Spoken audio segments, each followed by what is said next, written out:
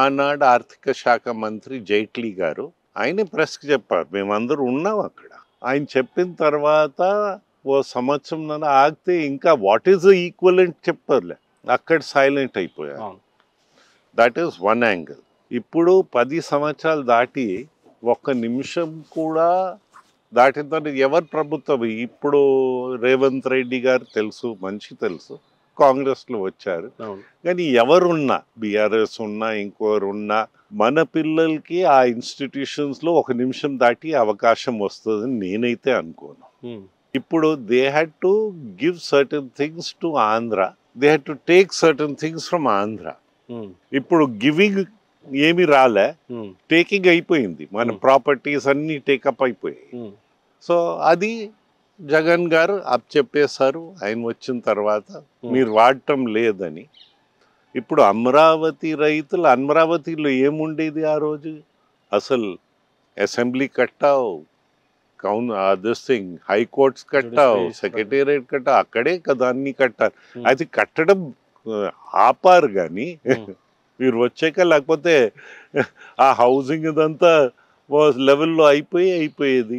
అక్కడ కూడా permanent damages చేయడానికి కొన్ని రోడ్స్ కూడా తవ్వేశారని విషయము మేము ప్రెస్లో ఆ ఫోటోలు కూడా చూసాం. So it's a different thing. ఇప్పుడు మీరు పర్మనెంట్ డ్యామేజెస్ చేసుకుంటా వెళ్తే ఏం వస్తుంది రాష్ట్రానికి అని, దట్స్ ద ఇంపార్టెంట్ ఫ్యాక్టర్. ఇప్పుడు ఇంతవరకు ఏం వచ్చింది రాష్ట్రానికి? మీరు మెడ వంచి తెస్తారన్నారు అన్ని. ఎవరు మెడ వంచారు, ఎక్కడ ఏం తెచ్చారో ఆ ఫస్ట్ మీటింగ్ వారికి మెజారిటీ వచ్చేసిందని మేము అడగలేమని మీరే స్టేట్మెంట్ ఇచ్చారు. This is the biggest problem. ఇప్పుడు ఏమంటున్నారు, అసలు ఎవరికి మెజారిటీ రాకుండా ఉంటేనే మన మాట చల్తుంది అని. అంటే భారతదేశం నాశనం అవ్వాలని మీరు అనుకుంటున్నారా? భారతదేశంలో మనకి రాజకీయ స్టెబిలిటీ కూడా కావాలి కదా. మేము నేషనల్ పార్టీ కాకపోవచ్చు, మేము రీజనల్ పార్టీ, ఫెడరల్ కాన్సెప్ట్లో మనం పని చేయాలని అనుకుంటాం. సర్కారీ కమిషన్ అన్నగారు పెట్టించారు, ఎన్టీ రామారావు గారు. మనం యాక్సెప్ట్ చేసాం, ఏమేమి యాక్సెప్ట్ చేసాం అన్నీ ఆ రోజు క్లియర్గా చెప్పాం. మీరు అవన్నిటికీ వెనకైపోతూ ఉంటే ఇంకా ఏదైనా అర్థం పదం ఉందా? మీరు ఏంటంటే మనం కూడా ఈ దేశంలో భాగస్వామి. ఇప్పుడు మీరు స్పెషల్ స్టేటస్ అంటున్నారు, ఇంకా ఏ రాష్ట్రం ఒప్పుకుంటుందండి after the 10th year? After the 10th year ఏ రాష్ట్రం ఒప్పుకుంటుంది? Who stop you from implementing it? మనకి we have to understand these things very clearly. ఇప్పుడు పోలవరం ప్రాజెక్ట్కి వచ్చేసరికి బాబు గారు అయితే అక్కడ స్టోన్ లే చేశారు, కేంద్రం ఇచ్చే నిధులతోనే కడతాను అని చెప్పేసి అని అన్నారు. వీళ్ళు సొంత నిధులతో కడతాం అని చెప్పారు, కేంద్రం ఇంకా మేము ఇచ్చేది లేదు, రాష్ట్రంలో ఉన్న సొంత నిధులతోనే కట్టాలి అని చెప్తున్నారు. జగన్మోహన్ రెడ్డి మాత్రం చెప్పేది మాత్రం ఇంకొకలా ఉంది. అసలు పోలవరం గురించి ఎప్పటికీ కంప్లీట్ అవుతుంది? గతంలో మీ ప్రభుత్వం కూడా ఉంది టీడీపీ, ఇప్పుడు ఈ 4 సంవత్సరాలు వైఎస్ఆర్సీపీ కూడా ఉంది. సో క్లుప్తంగా చెప్పాలంటే ఎవరి లోపాలు ఉన్నాయి కాళేశ్వరం విషయంలో? మీకు Polavaram is one thing, Kaleshwaram is another thing. Let's not confuse these two. ఇప్పుడు మేము చిన్నప్పటి నుంచి పోలవరం వింటా వచ్చాం. మా ఏరియాస్ కొంచెం ఎఫెక్ట్ అవుతాయి, దానివల్ల Godavari waters are capable of reaching the north coastal districts. మనకి నదులు అనుసంధానం చేసేటప్పుడు చాలా పనికి వస్తాయి. So anyway that's a different matter now. ఇప్పుడు పోలవరం అనేసరికి మన తెలుగుదేశం ప్రభుత్వం రాష్ట్రంలో ఉన్నప్పుడు 70% కంప్లీట్ అయింది.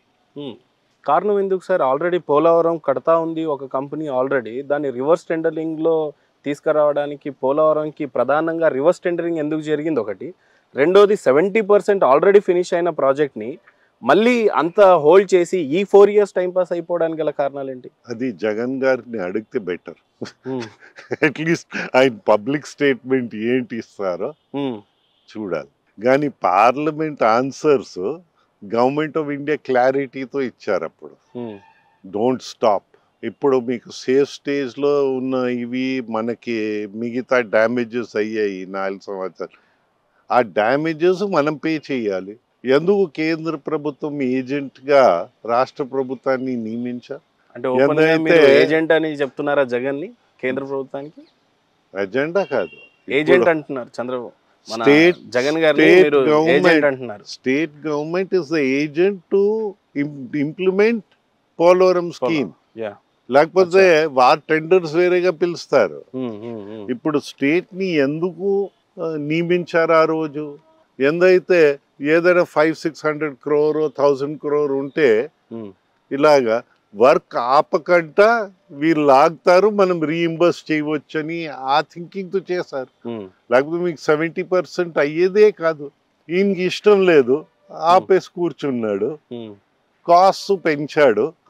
నేను ఆదా చేస్తున్నానని ప్రకటిస్తూ కాస్ట్ పెంచాడు, అసలు వర్కే పూర్తిగా ఆపేశారు. ఒక పక్క రాష్ట్రంలో ఎలా ఉందంటే సార్, సొంత చెల్లెలే వచ్చి ఆయనను విమర్శించడం, షర్మిల ఎంట్రీ కాంగ్రెస్ తో అవ్వటం, ఏ రకంగా చూడొచ్చు ఈ రాజకీయాలు? చాలా గమ్మత్తుగా ఉంది.